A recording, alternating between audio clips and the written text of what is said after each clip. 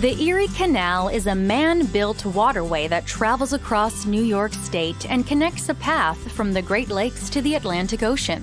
And it probably would never have happened if it weren't for the determination and vision of a man named DeWitt Clinton.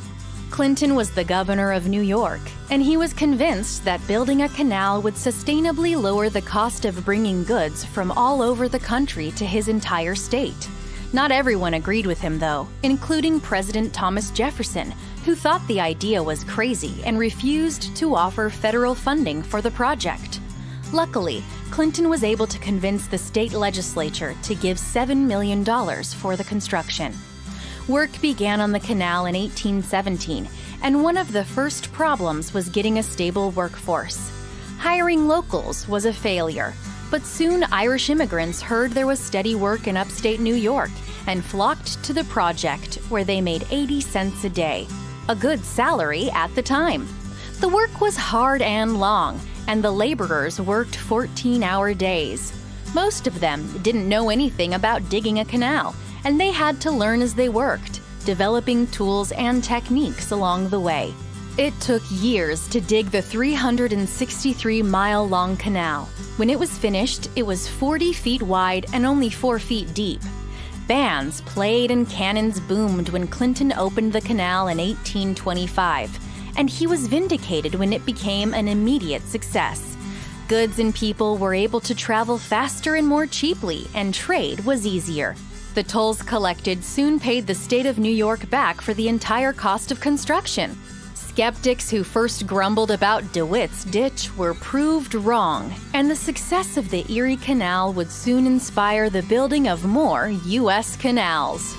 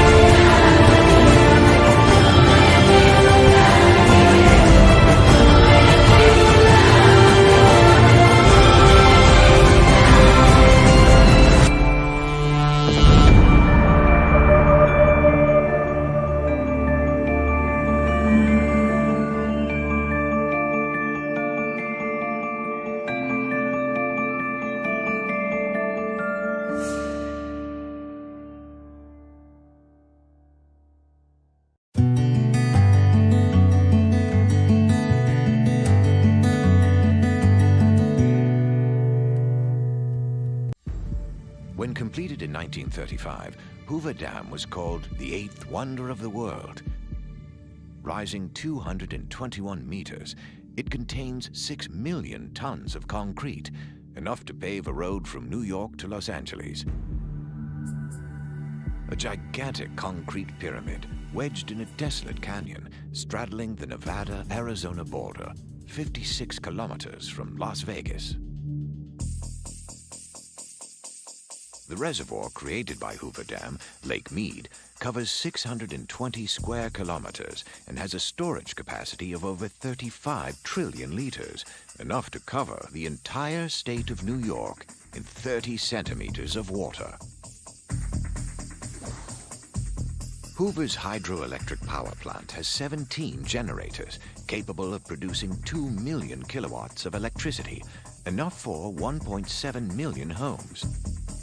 In sum, a gargantuan public works enterprise. I think it's one of the examples of an engineering project where a group of people came together and achieved a very advanced goal as far as the quality of thinking through engineering from beginning to end. Now, what if Hoover Dam were built today? What changes would engineers make? And what would they do the same? Would the dam have the same design? Could the reservoir store more water? Could the power plant make more electricity? And what about the environment above and below the dam? They really didn't have a sense in the 1930s of ecology and what kind of damage might be done that they couldn't even imagine. They've only begun to realize that in later years. There's this ridge here and this ridge here that are huge natural abutments. We asked an elite team of engineers, hydrologists, biologists, and dam construction experts to consider these questions and tell us how they would reinvent Hoover Dam. To begin this complex reinvention, one must first imagine the location before Hoover Dam was built.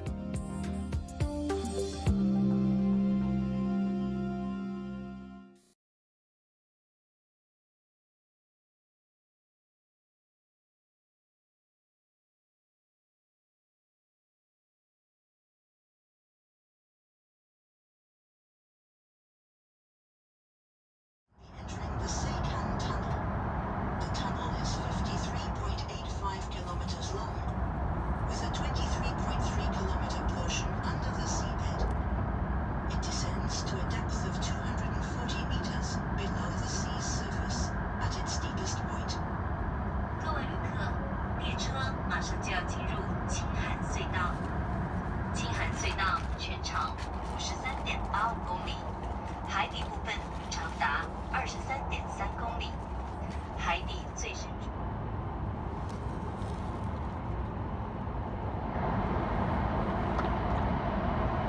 ご案内いたします。ただいま青函トンネルに入りました。所要時間はおよそ22分です。本州側の入り口から入りまして、2階へ上がりますと、黄色い看板の改札出口、青い看板の乗り換え改札口がございます。お乗り換えの切符をお持ちのお客様は、青い看板の乗り換え改札口をご利用ください。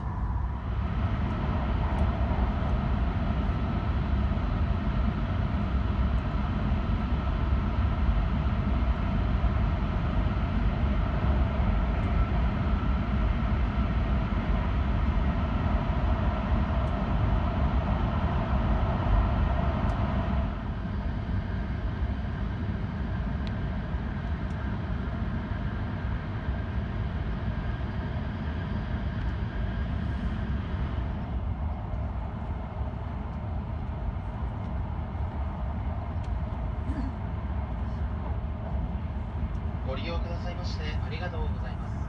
皆様、北海道へようこそお越しくださいました。北海道では四季折々の自然や温泉、旬の味覚で味わえる感動がお客様をお待ち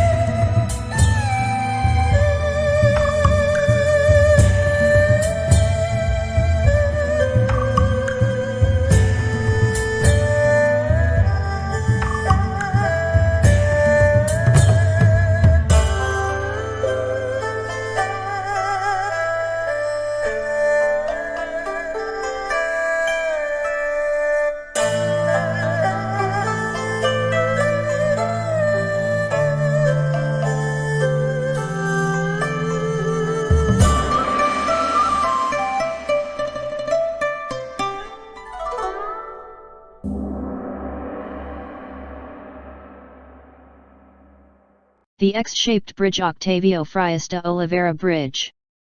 Talking about the landmark of Brazil, the mind click comes to Christ the Redeemer statue towering over the Rio. The second largest building, which is the national pride of the country, a grand state bridge Octavio Frias Oliveira, named after a popular local newspaper publisher who influenced to a large extent on the whole social life of Sao Paulo, which actually is a magnificent bridge.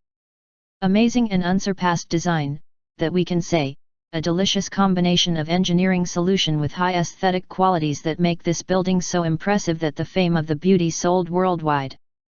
The quaintness of the bridge structure in that it substantially rests only on the X-shaped monolithic concrete base with running from it to the roadway steel shrouds, the of which pieces. The height of the pillars are 138 meters and stretched cables, illuminated by special LED bridge added visual lightness and weightlessness. It is the only bridge in the world that has two curved tracks supported by a single concrete mast. The two curved tracks, one at an elevation of 12 meters and the other at an elevation of 24 meters, have approximate lengths of 900 meters each. Due to this effect, the construction seems to be hovering over the water of the river Pinheiros and automobiles highways passing underneath. Apart from its utilitarian purpose of unloading vehicle traffic, the bridge to the city skyline a touch of uniqueness and originality,